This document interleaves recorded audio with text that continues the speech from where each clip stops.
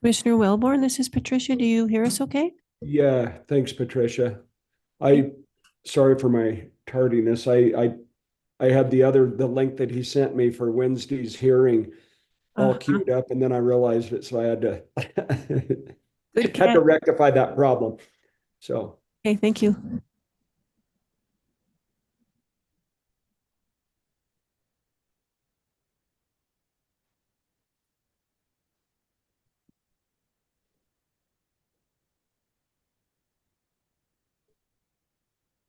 Good.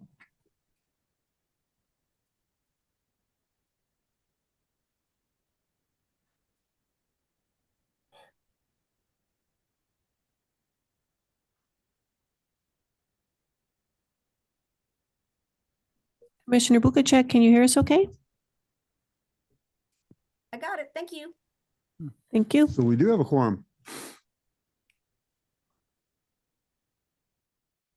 hey, Patricia, Commissioner Bukasek was a little bit hard to hear. Maybe it was just on my computer, but I don't know how she sounds in the room there. She sounds pretty weak here too. 3. How's that? Much better.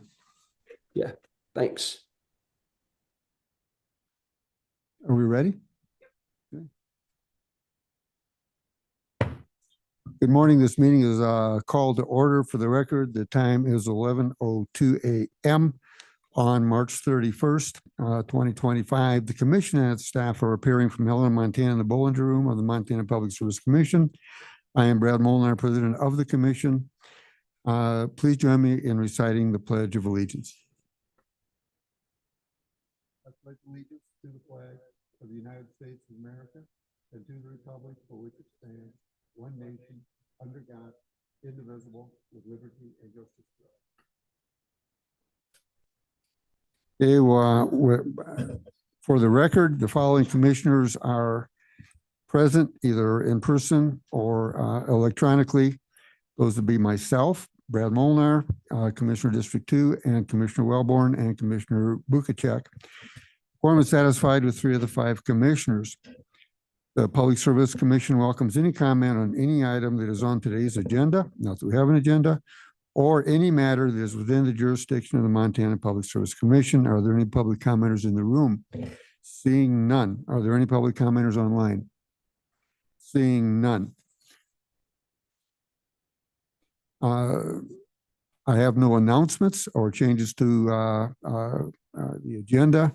I would note that tomorrow's work session has been canceled because so many commissioners are traveling and lack of issues. So we don't have any minutes to approve. We'll skip through that. And I would say that the proper thing to do, and this is new to me, would be to go to the legislative update. Take it, Trevor. Mr. President, Commissioners, we are having this out of cycle legislative update thanks to our placeholder on the agenda because we have 2 late breaking bills that are trying to meet the appropriations bill transmittal deadline. That's the 8th of April, I believe. But those have to get out of committee pretty quick this week. So these bills were scheduled on short notice for hearing today. The first is one we very briefly mentioned was coming. It made its way through the system very quickly and has now been scheduled for hearing this afternoon at 3.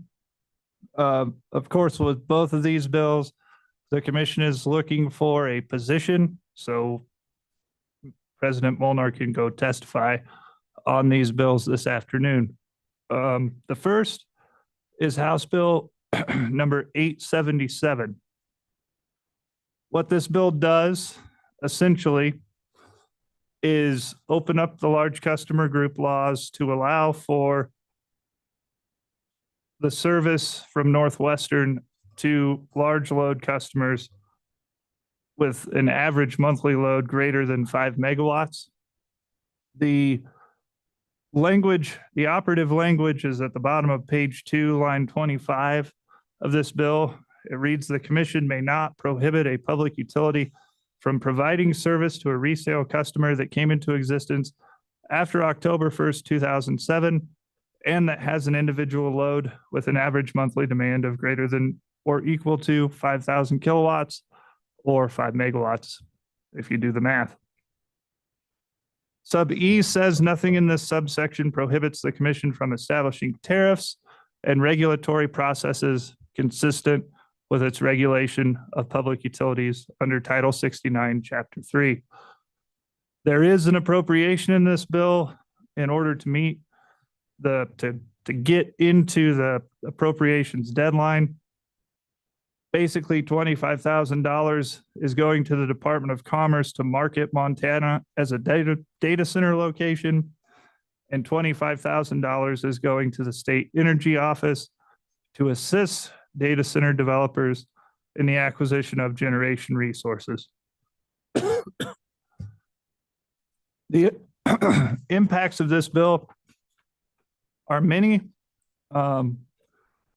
One, it isn't necessarily true that Northwestern can't serve large loads as a regulated monopoly. However, it is true that in prior code,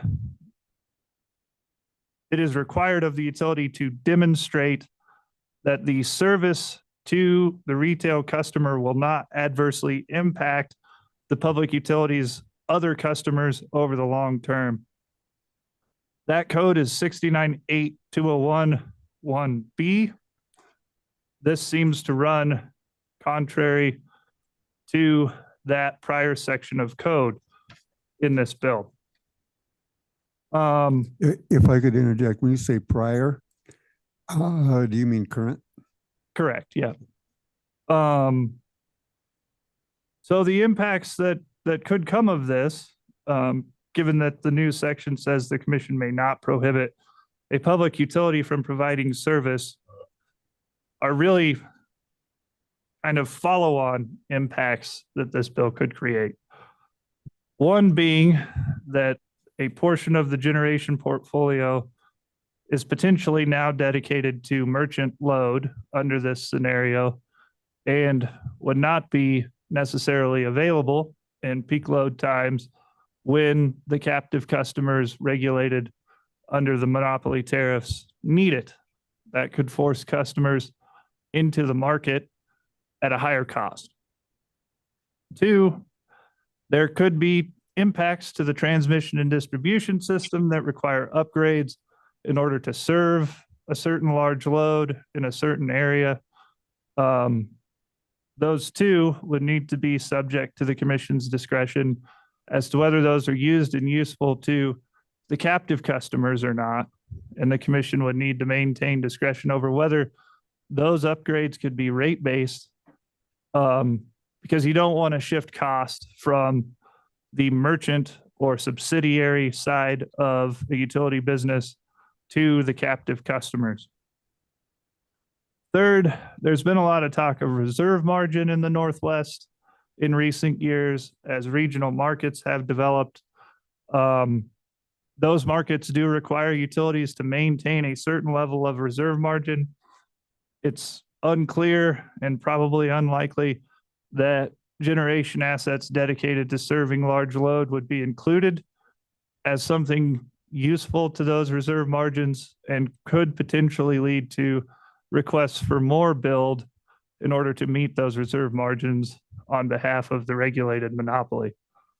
With that, this is a pretty big shift in energy policy in the state. It certainly creates a deregulated side of the business at Northwestern. And I would stop there for questions and further comments from the commission. And remember, we do have a quorum and we are looking for a position out of this discussion for later today. I have a question. The commissioners online, are there any questions? Yes, sir. Commissioner. Thank you, Mr. Chair. So that business of requiring the utilities to maintain a certain reserve margin. like, Where is that located? What's the That is Montana? Mr. President, Commissioner, that's a tenet of participation in the market. If you don't meet the reserve margin, you can't be a full member of the Resource Adequacy Program. Oh, so that's RAP. That's a RAP requirement? Yes. Okay. Okay, so it's not in statute anywhere. No. Okay. Follow up? Follow up. So it seems like a lot is hinging on 69-8-201 A and B, the date October 1st, 2007. And my understanding, there's a difference of opinion or difference of interpretation on that October 1st, 2007 date. Is a lot hinging on that? Mr. President, Commissioner, there was a difference of opinion. If this bill passed, I think there would no longer be grounds for a difference of opinion. Could you explain that, please? Maybe if you could explain briefly the difference of opinion now.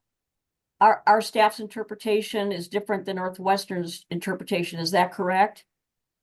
So I think the briefest way or easiest way to explain the difference of opinion is the utility asserts that it has an obligation to serve in Montana. And the commission asserts that under the large customer group law, that obligation to serve does not apply to large customers.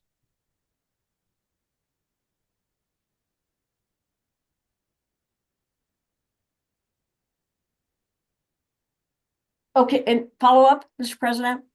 Follow up. So our staff is saying that it does not apply to large customers. Could you explain that, please? Mr. President, Commissioner Bukacek, this large customer group law, as it reads, essentially states that large customers have a choice and can maintain merchant generation contracts for their large loads. It also, in staff's opinion, asserts that the utility can't serve large load unless basically an analysis is done that says that service is not going to impact customers. I think the utility's assertion is that the commission shouldn't be involved in their merchant generation business at a high level, really at all.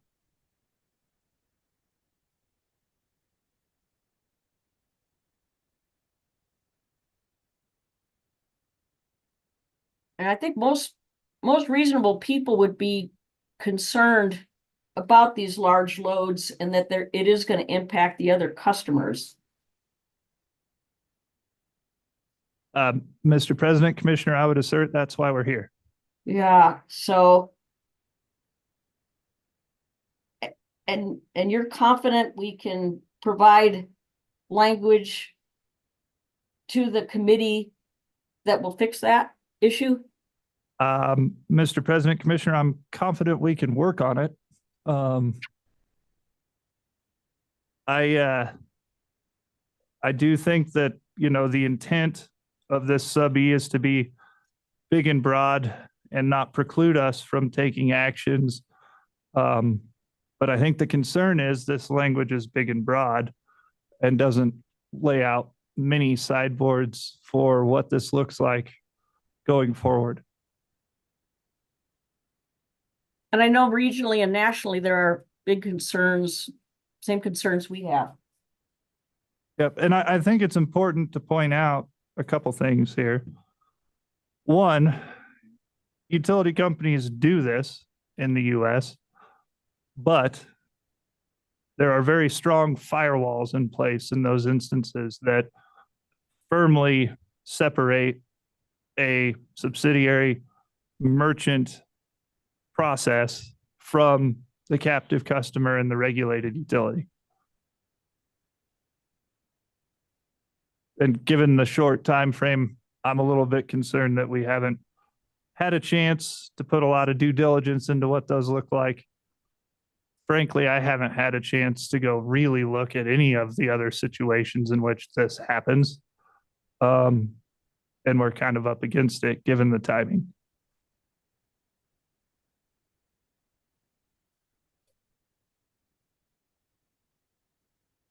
Another question, Mr. President, if I may? Further question? So from the standpoint of the committee's function, I mean, it would be an option to defer this until, I mean, it's up to them, not up to us, I realize, but the option to defer this until it can be studied, I mean, that would be an option for the committee, correct? Commissioner, correct. Follow up? Follow up? So is there somebody you could talk to, maybe the chair of the committee between now and this afternoon about that option? Or do we just lay our ideas out and let them decide then? Is there some way to talk ahead of time about it? Mr. President, Commissioner, we could try.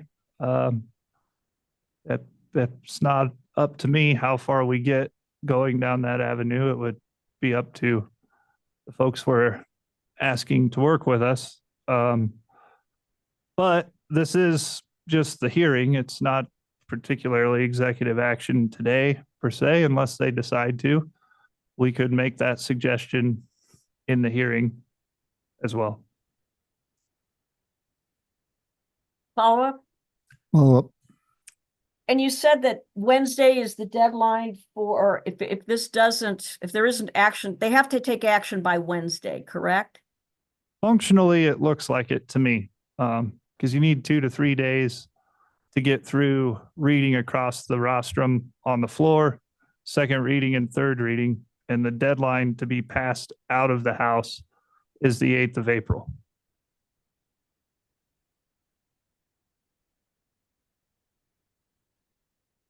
Follow up? Follow up? So I would recommend, consideration of making our arguments, if we can't get it deferred ahead of time, which I think would be ideal, if we can present our arguments and, well, I guess we can't, can we ask for a deferral? Or can we ask that they consider it? Mr. President, Commissioner, you could. I would just say my tea leaf read of the situation is you're not likely to get very far with that strategy. Commissioner Bukacek, if I might ask a question during your series here. Of course.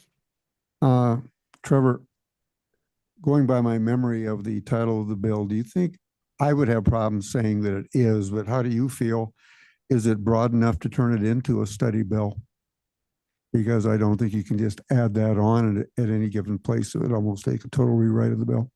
Yeah, Mr. President, Commissioners, the way the title reads, the first clause is restrictive, and it says an act establishing the Montana Data Center Development Act. I think there is still time to request study resolutions, but it would come in the form of a different bill. And follow up on that. I've only served on one ETIC, but if this bill were to be tabled, would not the ETIC committee be able to take this up on their own? Mr. President, if they had the interest, yes. Thank you. Back to you, Mr. Commissioner. President. Bukacek. Mr. President? Yes, Commissioner. So my recollection from last Tuesday is that Senator Janet Ellis has a resolution bill to study data centers, and I would think that could include this. Commissioner, it could. If it were me, I would suggest to them that they take a more pointed approach with a separate study bill to study this exact policy change, because it is a big one. Okay, thank you. Any further questions from I do. any other commissioners online? Thank you, Mr. Chairman. Let me put my hand down. Trevor, what is the bill number again? It's House Bill what? It's House Bill 877. Thank you. And I think, Mr. President, if I might, there's one more important point about this bill. It is couched as a data center bill, but as written, it opens up the door to serving all large loads with average monthly demand greater than 5 megawatts. So this could include any large load going forward. It's not simply a data center carve out. And I don't know if I got that through in the initial recap or not, but I want to make sure we understand that. I think that's very important to this. This has nothing to do with data centers. It has to do with anything 5 megawatts and greater, period. That could be a refinery, anything. So we'll discuss that probably some more, but for now, that's what's in the bill. Are there any other questions on this one? I believe we have one more to go through. Seeing I none. do have one more question. I'm sorry, Commissioner Bukacek. I think it'll be pretty easy to answer, but in terms of opposing outright versus asking them to defer, is there any option one over the other? Because in both cases, we will be expressing our concerns, and I have grave concerns, as you all know. It will be expressing our concerns. I don't know if there's a difference technically between those two recommendations. One is taking an opposition, the other is asking it be deferred. Mr. President, Commissioners, the typical decorum here gives you three options. One, you're a proponent and you support the bill. You don't usually get away with being a proponent and bringing concerns to the table. The other is to be in opposition. In opposition, you can take several different tacks. Frankly, you could try to burn this bill down in opposition, or you could take a lighter approach and say, you know, we're opposed to this bill because of these concerns, and we're willing to work on it, but we have to oppose it. Your third option is to show up as an informational witness. The downside of being informational when you have concerns is you're at the whim of the committee asking you questions. You don't get to provide your own stance. You get to stand up and say, I'm here representing the commission as an informational witness, happy to answer questions, and then wait until you're asked. Thank you. Follow up, Mr. President? Oh,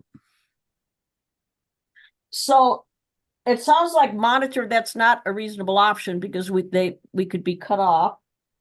Sounds like opposition is the only reasonable choice in my mind, and I would strongly urge a lighter approach. The approach where we explain what our issues are. actually, Commissioner Bukacek, I think that if we oppose it and we say, here's our issues, that is accomplished automatically. Well, Trevor Well, had mentioned the then- option of burn it down, and I Well, would not recommend that. whether we burn it down or burn it partially down, it would be up to the committee whether or not they want to accept any of our ideas and amend them in. Yeah, I just don't even like that kind of language. I say we just rationally express our concerns. I'll be as rational as I can be, which happens to be very rational. Without any others, I have a question for Chief Legal Lucas on this issue. As he walks up to the microphone, I'll state that.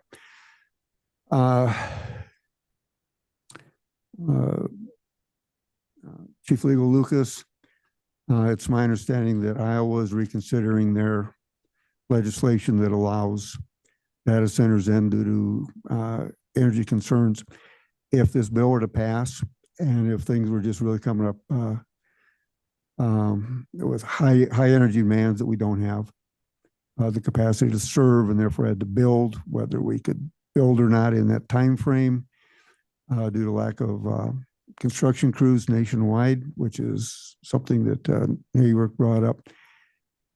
Under the Contracts Clause of the United States Constitution and under Article 2, Section 31, I believe, of the Montana Constitution, or any other, would we have the ability to cancel a contract based on our concerns after the contract is signed between an investor-owned utility and a large customer. Mr. Is my microphone on? Yeah. Mr. President and Commissioners. Use this one. I know this one is on. Mr. President and Commissioners, that's a big question. Typically, at least in the contracts that I've seen for power purchase agreements or power supply agreements, there's regulatory approval, contingency, or other provisions that would allow the parties to terminate the contract if it doesn't receive the appropriate regulatory approvals, or if it doesn't become possible to perform the contract because of a lack, for example, of capacity. In this circumstance, what House Bill 877 is proposing to do is basically eliminate the commission's process of reviewing loads above 5,000 kilowatts or 5 megawatts to determine whether or not it is in the public interest and determine whether or not existing ratepayers will be harmed by the addition of that large electric supply customer to the utilities load. So that eliminates a step of regulatory approvals that is perhaps required under current law. I would note that the commission has a pending investigation where you've asked Northwestern Energy to opine on the interpretation of this statute. Other parties have submitted comments in that docket, but as of yet, the commission has not taken a position to interpret it one way or another. But that is one step of regulatory approvals that would be removed that would otherwise prevent the commission from having a say in a contract that included a contingency clause for regulatory approvals. For clarification, because you speak legalese and I speak redneck, so we don't always understand each other. Let's assume the contract has already been signed. And under this, that's totally possible. And Northwestern and the contractor would be they're moving along, and there simply is not the energy to provide. If indeed, as I read the bill, Northwestern will be obligated to provide, that means they have to go to market, which could, as we recently experienced, be 8, 9, 10 times greater than we can provide during certain climatic conditions. And the way things are going, if you go to market, you might not find anything. In that case, which would be a horrific event in the life of, I believe, a horrific event in the life of residential customers when they get their bill. Would we have the authority at that point, or would the legislature have the authority in special session at that point to undo that contract? Mr. President and Commissioners, I think I would have trouble with the expression undo the contract or void the contract as the commission.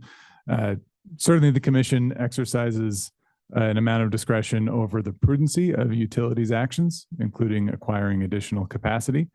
So if the commission were to find that it is imprudent for the utility to build a new resource to serve additional load or to acquire additional energy from the market, under the circumstances, you'd be free to disallow those costs and thereby protect existing customers from the additional costs of those resources. That boils down to rate making, which is a discretionary act of the commission that is still preserved in this statute, right? The statute, even with its revisions, allows the commission to exercise its usual discretion in rate making. Correct me if I'm wrong, please, Mr. Lucas, or Lucas. Rate making and a rate case. The rate case is actually brought by the utility. And so we might not address this for 1, 2, 3, 4, 5 years. Mr. President, it's true that typically the utility is the instigator of the rate case process, but they do so out of necessity, because if they don't begin the rate case, they don't get to recover the costs associated with building a new resource, for example. This is a great system. Thank you very much.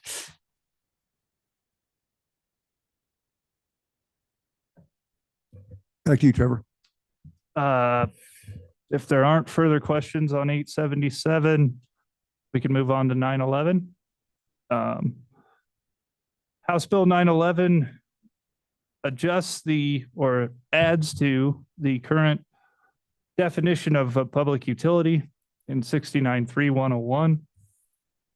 In a similar vein, it now includes, as part of a public utility, a legally separate entity established by a public utility that owns or controls an electric generation facility or part of that facility that solely supplies generation to a customer located in the utility's service territory with a monthly average load greater than or equal to 20 megawatts. And I just want to stop right here and point out a discrepancy between House Bill 877 and this new definition proposal in House Bill 911. House Bill 877 applies to everything greater than 5 megawatts.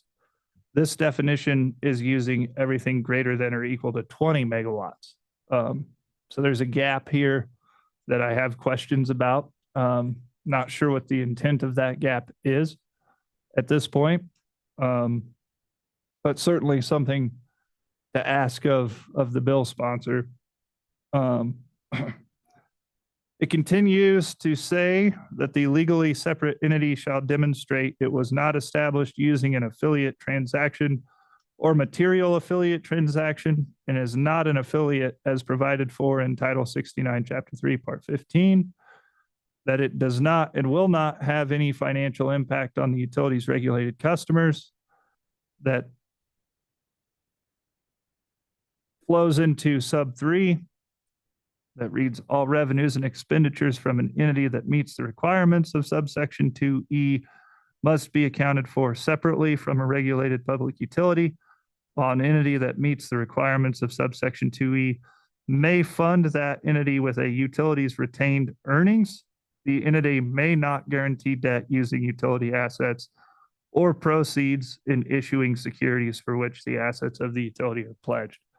So the takeaway for this section post sub E is it is attempting to create that firewall or ring fencing by saying that their actions will not have any financial impact on the utility's regulated customers, and their treatment financially of the pledged assets under the monopoly won't be impacted or used as leverage for the subsidiary business. To me, this language is better than the big and broad that we got in 877, but the larger question remains, is this the move that the state wants to make toward having a deregulated part of utility or not? And I suppose that is the bigger philosophical question for the commission. Are there any questions from commissioners present online? None, sir. Commissioner Wellborn? Hearing none.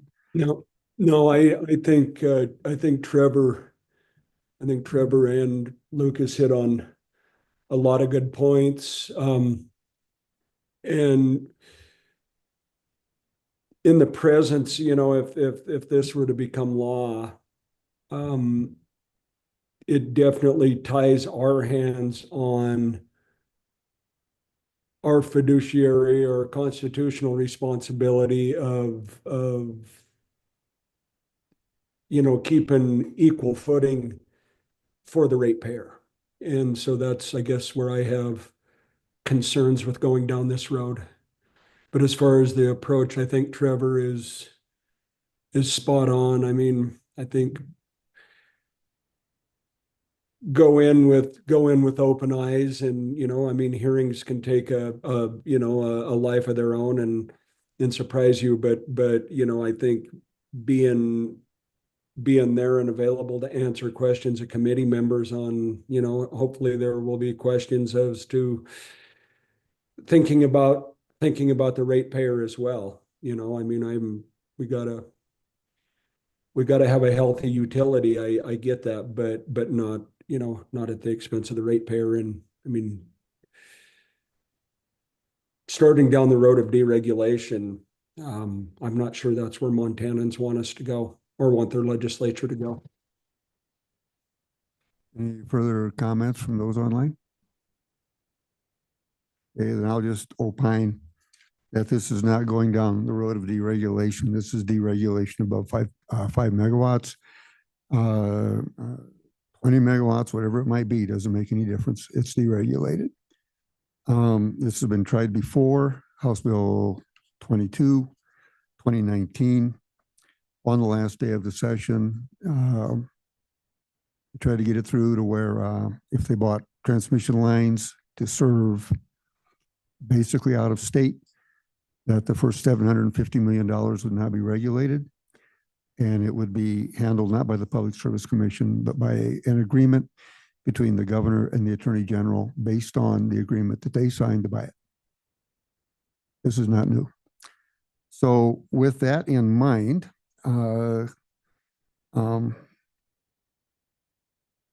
because I've talked to enough commissioners from enough states when I was in the neighborhood, that despite any assurances from legal that we have this option and that option, the fact of the matter is the courts have become the option. The governor would become the option. And frankly, the way things are going, it might be an appointed commission and there would be no option. Commissioner Wellborn is exactly correct. Our mission is not to support or attack the utility or the ratepayers. Our job is to bring balance between the two. These bills take that away. I think without that, we'd have a hard time explaining exactly why we exist. Therefore, I ask that we oppose both bills. We'll take the first one, which is, I believe, 877. I will make a motion that we oppose as gently as possible. And I would ask for a vote at this time. I vote aye. Aye. We have unanimous of all three. On the second bill, for the exact same reasons, I would ask that we oppose that and give the information as necessary to the committee and allow them to do their work. With that in mind, I vote aye. Aye.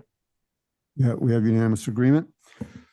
With the balance of what we have here today, which is we do not have a business meeting. There will be no business meeting tomorrow, but I would ask anybody that is concerned that we have legislative updates as a placeholder. Those are very alive because there are things that are moving. These bills, should they pass, whatever form they're in, will be headed for the Senate, and that will happen very, very quickly. And there's one or two others out there that people are talking about dropping in. One has been dropped. This is very fluid, and we will stay ever vigilant. With that in mind, the next placeholder will be on Tuesday, Wednesday, Thursday, and Friday. And the next work session will be 1 week from tomorrow. Thank you very much, because commissioners are traveling. So adjourned. Thank you, sir.